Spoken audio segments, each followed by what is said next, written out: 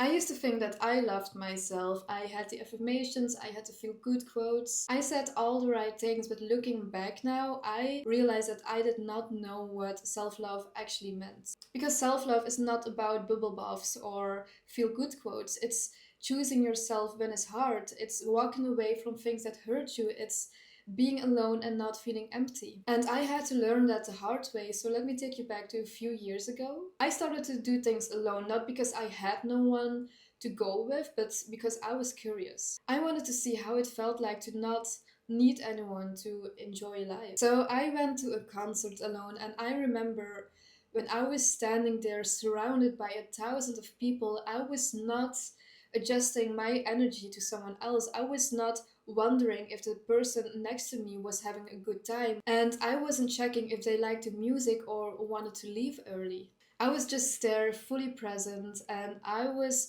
experiencing something for myself without filtering it through someone else. And then something clicked. I finally realized that most of my life I had been experiencing through other people. I was waiting for someone else to react, to know how I felt about it, if I even liked it, and how I outsourced my own enjoyment to whoever was standing next to me.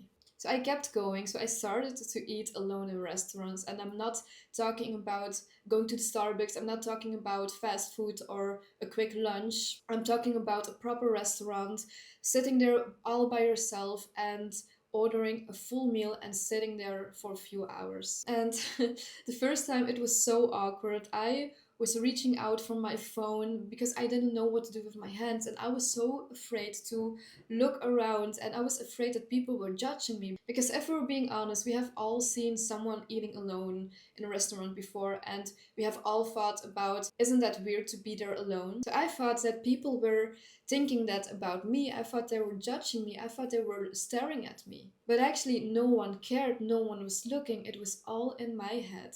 By the third time, I actually started to enjoy it. I tasted my food. I started to notice the atmosphere. I had thoughts that weren't interrupted by small talk, and I realized that I actually liked my own company. And then I took the biggest step and I started to travel alone. 4 years ago, I took the step to just book a ticket to Malta. I booked a trip with no one else's schedule to consider, no compromises, where you're going to eat, where you're going to stay, or what to visit. It was just me, my bag, and complete freedom. And I discovered so much about myself because I remember as a kid I had so many hobbies and I loved trying out new things, but that somehow disappeared when I was spending time with other people.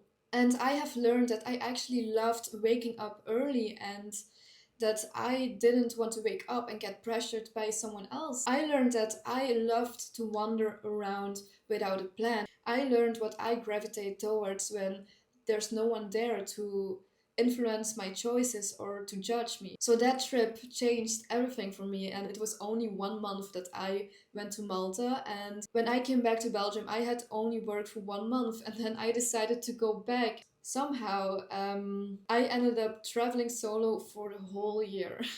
Because I thought at that moment that I finally knew who I was without anyone else to judge me or tell me what to do or say. So I was not the version of myself that I performed for them anymore. It was just me and my own thoughts and who I really was at that moment. And I know that you think right now that I had it all figured out back then, but here's the truth. There's a huge difference between doing things alone and being alone. Because I could go to a concert all by myself, I could sit in a restaurant without someone across of me, I could take the plane all by myself. But when it all came to one point, I was still attached.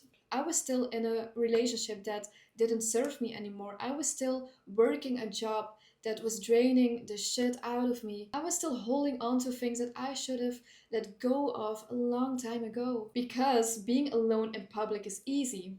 But being alone in private life, that's where it gets hard. That's where most of us fail. I knew the relationship was toxic. I'm not going to act that I was blindsided because I knew. I knew when I was making excuses for his behavior, I knew that I was shrinking myself to avoid conflict. And I knew I felt more alone with him than I did ever by myself. But I stayed anyway because even though I learned how to be by myself and how to love it, I didn't learn how to trust it. I still had to fear that if I would actually leave, that I would get swallowed by loneliness. So I stayed in something that was slowly breaking me. The job was the same story. It was toxic, it was draining every ounce of energy I had left. But I stayed because it was familiar, because staying and suffering is way much more easier than starting over. I had gotten so good at being alone in the fun moments, but I didn't build the muscle yet to enjoy the hard moments on my own.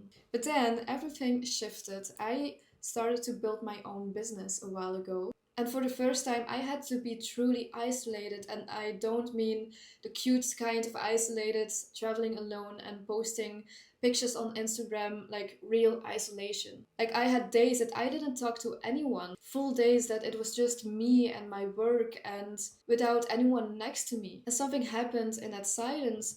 Suddenly, I didn't feel afraid anymore to be alone. When you spend enough time with yourself, you stop running away from your own thoughts. You stop needing noise to feel okay. And you stop looking for distractions because silence doesn't scare you anymore. And when silence doesn't scare you anymore, that's the moment when you start to see everything differently. Like, I used to be so afraid of silence. Even when I went outside, if I went to the gym or just somewhere, I always needed music. I always needed my earpods and loud music so I didn't get triggered or that I didn't have the time to think about anything. But somehow, 3 months ago, I started to enjoy walking around without music on.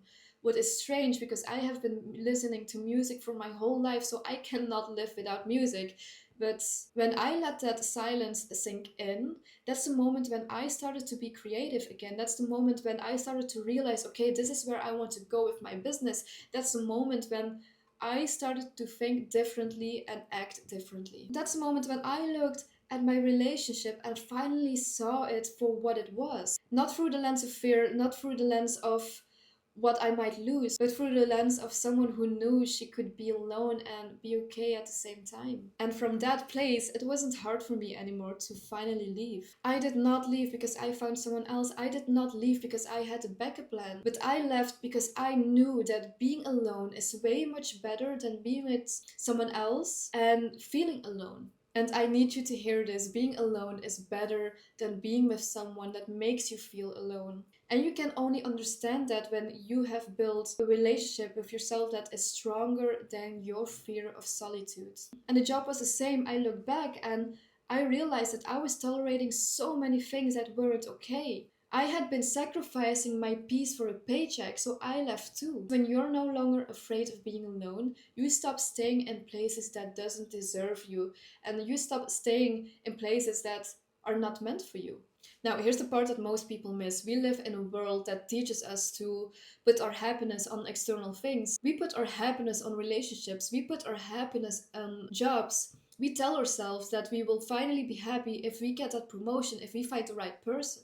We put our happiness in places and then we build our entire lives around protecting these external sources of happiness. We stay in relationships that aren't good for us because we are terrified as hell to lose our only source of happiness. We stay in jobs that drain the shit out of us because we have tied our whole identity to them. But here's what no one tells you.